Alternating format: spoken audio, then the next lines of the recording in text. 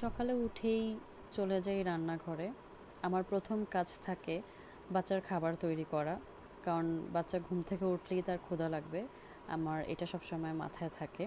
তাই আমি সবসময় ওর খাবারটা আগে রেডি করি। হ্যালো ভিউয়ার্স, আসসালামু আলাইকুম। কেমন আছেন সবাই? আশা করি অনেক ভালো আছেন। নতুন সরকার এখনও গঠন হয়নি, তত্ত্বাবধায়ক সরকার গঠন হয়েছে। আশা করি ইনশাল্লাহ ধীরে ধীরে আমাদের দেশের সব কিছু ঠিক হয়ে যাবে। দেশটা আবার আগের মতো সুন্দরভাবে হেসে উঠবে। দেশের মানুষেরা, খেটে খাওয়া মানুষেরা সবার মুখেই হাসি থাকবে। আমি বাচ্চার খাবার এক এক দিন এক একটা আইটেম করতে পছন্দ করি, যাতে বাচ্চা বিরক্ত বোধ না করে। বাচ্চার খাবারে প্রতিদিন একটা ডিম দিই, কারণ ও ডিম সরাসরি খেতে চায় না। তাই এভাবে আমার কোনো কিছুর সাথে মিশিয়ে এরপর খাওয়াতে হয়। যদিও এটা একটু লেংদি হয়ে যায়, এরপর আমি তাকে এভাবে খাওয়াই, কারণ বাচ্চার পুষ্টির একটা বিষয় থাকে। আমি যে খাবারগুলো তৈরি করছি, এগুলোর কয়েকটা আইটেমে আমি নিয়েছি হোমমেড ফুড বাই জাফরিন থেকে। তাদের একটা পেজ আছে, একটা আপুর কাছ থেকে নেই, এবার থার্ড টাইম নিলাম। তার আপুর অনেক কিছুই আইটেমগুলোই আমার কাছে ভালো লাগে, তো ওগুলোরই আজকে ছোট্ট করে একটা রিভিউ দিব। তো সবাই ভালো লাগলে ভিডিওটি অবশ্যই লাইক করবেন এবং শেয়ার করবেন এবং আমার সাথেই থাকবেন। হোমমেড ফুড বাই জাফরিন থেকে আমি সবসময় নিই।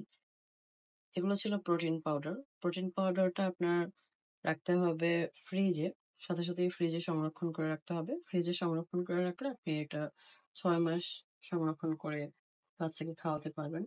এই খেজুর গুঁড়াটা আমি সবসময় নিই। খেজুর পাউডারটা চিনির পরিপূরক। যেহেতু বাচ্চাকে চিনি দেই না, এজন্য আমি এই খেজুর গুঁড়াটা সবকিছুতেই মিষ্টি জাতীয় জিনিসে মিক্স করে খাওয়াই। এরপর নিয়েছিলাম বাদাম সুজি।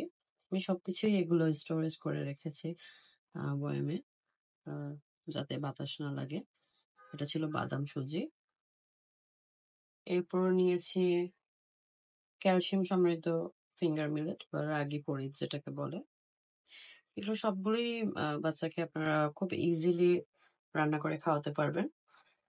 জাস্ট পানি নিয়ে পানিতে আগে গুলিয়ে নিতে হবে পরিমাণ মতো, বাচ্চা যতটুকু খায়।